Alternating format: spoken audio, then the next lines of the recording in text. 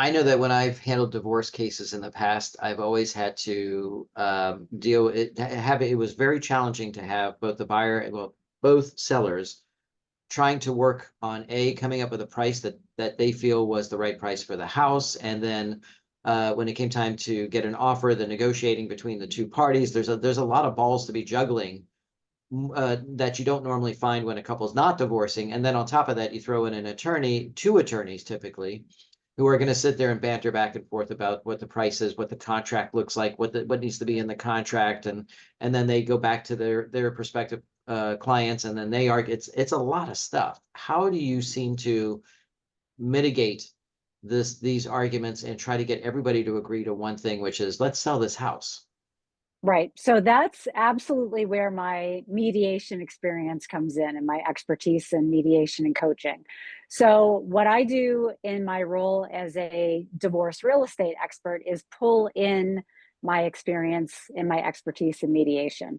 I work with the couple based on what they need and how they need to be handled with regard to communications or really just helping kind of holding their hand throughout the process. Everyone needs something different. Okay. So everyone is typically in a different place emotionally.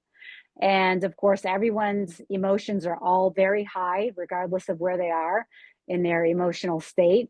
And so, what I do is I really put a major focus on communication and meeting the clients where they are and where they need me to show up, basically. Mhm. So, when I'm meeting with them, I'm talking to them about what the current situation is, the fact that it's best for us to try to help them reach agreements and move through this process, making their own decisions as opposed to having the judge make the decisions for them, which of course can be the decisions can come back way out of whack, right? Right. Because it's a judge making the decision about your home and your future.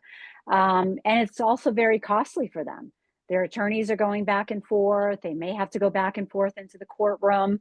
When they're working with me, they're maintaining control over their situations and their decisions, and they're also minimizing the cost and conflict associated with their divorce case in its entirety. They really make you work for that commission. They do, No, but I'm happy to do it.